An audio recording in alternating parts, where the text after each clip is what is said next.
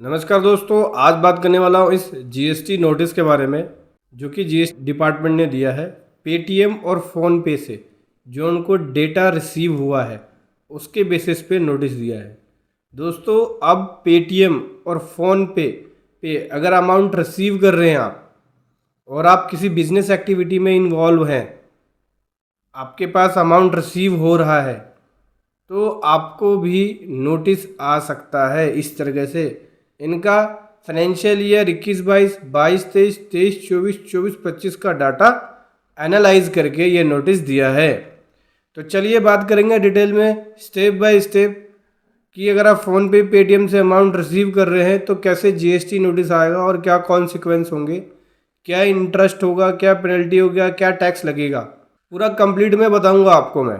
उससे पहले बताना चाहूँगा, जो भी भाई बंधु मेरे चैनल पे पहली बार है, इस वीडियो को पहली बार देख रहे हैं, जिन्होंने अभी तक सब्सक्राइब नहीं किया सब्सक्राइब कर लीजिए, साथ ही साथ बेल आइकन पे भी क्लिक कर लीजिए ताकि इस तरह का कंटेंट आपको मिलता रहे। सो दोस्तों, देख सकते हैं ये जो पर्सन है, छोटा सा एक चाय की दुकान है और ये फ़ोनपे और पेटीएम से अमाउंट रिसीव कर रहा है। लगभग 21-22 के अंदर 18 लाख रुपये, 22-23 में 22 लाख रुपये और 23-24 में 42 लाख रुपये और 24-25 में 26 लाख रुपये रिसीव किया है। मैक्सिमम जो रिसीव किया है वो 42 लाख रुपये 23-24 में रिसीव किया है। किससे? पेटीएम के थ्रू। ठीक है, टी शॉप पे आजकल पेटीएम डिजिटल जितना चल रहा है, पेटीएम और फ़ोनपे के थ्रू लोग अमाउंट रिसीव कर रहे हैं। तो देखिए, अब ऐसे में क्या होता है, ऐसे में इनको जीएसटी रजिस्ट्रेशन लेना था और जीएसटी पे करना था। ठीक है, तो इन्होंने ना ही जीएसटी रजिस्ट्रेशन लिया है ना जीएसटी पे किया है। रजिस्ट्रेशन की लिमिट क्या है मैं आपको बता देता हूँ। देखो, सबसे पहले रजिस्ट्रेशन की लिमिट समझ लो। तो अगर आप गुड्स सेल करते हैं तो 40 लाख की लिमिट है और सर्विस सेल कर रहे हैं तो 20 लाख की लिमिट है। ठीक है, और स्पेशल कैटेगरी है स्टेट की, जैसे कि मिजोरम, मणिपुर, नागालैंड, त्रिपुरा है, तो उस केस में गुड्स के लिए 20 लाख और सर्विस के लिए 10 लाख है। ठीक है, जैसा कि आप सभी जानते हैं, टी शॉप पे क्या क्या होगा? टी होगा, प्रिपेयर टी होगा, कॉफ़ी होगा, स्नैक्स होंगे जैसे समोसा बिस्किट हो गया, वाटर बॉटल हो गया और सॉफ्ट ड्रिंक हो गया। ये सब आइटम्स मिलेंगे आपको टी शॉप पे। टी शॉप एक रेस्टोरेंट सर्विस की तरह ट्रीट किया जाता है कि रेस्टोरेंट सर्विस कर रहे हैं, क्योंकि ये क्या करते हैं, प्रिपेयर फूड और बीवरेज भी दे रहे हैं, बीवरेज कंजप्शन के लिए। तो ये सर्विस की सप्लाई भी कर रहे हैं और गुड्स की सप्लाई भी कर रहे हैं। दोनों तरह की सप्लाई होती है, कंपोजिट सप्लाई होती है, मिक्स सप्लाई बोल सकते हो। तो इस केस में इनके ऊपर जीएसटी की लायबिलिटी आ जाएगी कब? जब इनकी 40 लाख की लिमिट क्रॉस हो जाएगी, क्योंकि इनके पास गुड्स भी है, सर्विस भी है। सर्विस क्या है? टी शॉप अगर है तो वो सर्विस है जिसमें 20 लाख की कैश 20 लाख की लिमिट क्रॉस होने पे एप्लीकेबल हो जाएगा। लेकिन अगर गुड्स भी सेल कर रहा है तो 40 लाख की लिमिट है, कंपोजिट सप्लाई है इसके यहाँ पे। तो अगर 40 लाख भी ले मैक्सिमम, तो 40 लाख इनका क्रॉस हो चुका है फाइनेंशियल ईयर 23-24 में। 23-24 में 40 लाख क्रॉस हो गया तो क्या हो गया, इनके ऊपर जीएसटी की एप्लीकेबिलिटी आ गई। इनको जीएसटी रजिस्ट्रेशन लेना था क्योंकि इन्होंने जीएसटी रजिस्ट्रेशन की 20 और 40 लाख की लिमिट को क्रॉस कर दिया है। खाली चाय बेच रहे होते तो 20 लाख की लिमिट होती, गुड्स के केस में 40 लाख रुपए।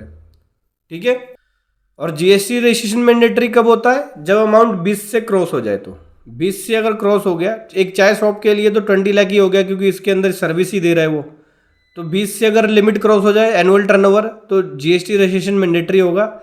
या फिर अगर अपनी ये सप्लाई ऑनलाइन डिलीवरी ऐप के थ्रू दे रहा है, जैसे जोमेटो और स्विगी के थ्रू अपनी सर्विसेज दे रहा है, रेस्टोरेंट सर्विस, तो उसको मैंडेटरी रजिस्ट्रेशन लेना होगा। उस केस में टर्नओवर देखेंगे ही नहीं। और अगर इंटरस्टेट सप्लाई कर रहा है तो भी मैंडेटरी रजिस्ट्रेशन होती है। लेकिन टी शॉप के अंदर ये बहुत रेयर केस है कि जब इंटरस्टेट सप्लाई होगी। जीएसटी की एप्लीकेबिलिटी की बात करें तो प्रिपेयर टी या कॉफ़ी बेच रहा है तो उस केस में 5% जीएसटी पे कर सकता है विदाउट आईटीसी। और टी लीव्स बेच रहा है, पैक टी बेच रहा है, तो 5% या 18% में रह सकता है।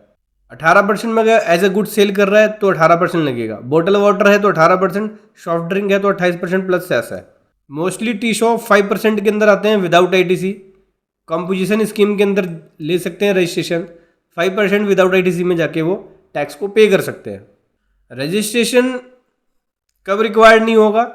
जब आपकी 20 लाख से नीचे की टर्नओवर है और आप ऑनलाइन सप्लाई नहीं करते, ना ही इंटरस्टेट सप्लाई करते हो, केवल आपकी लोकल सेल होती है आपके शॉप से, तो जीएसटी रजिस्ट्रेशन मैंडेटरी नहीं होगा।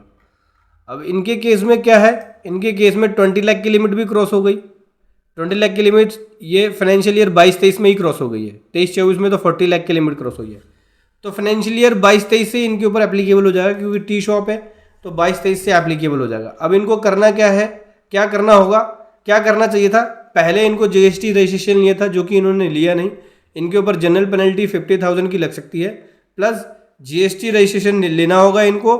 और उसके बाद जो भी 22-23, 23-24, 24-25 जिस ईयर से क्रॉस हुई लिमिट, उस ईयर से 3 साल का जो भी इनकी सप्लाई है उसके अकॉर्डिंग इनको टैक्स देना होगा।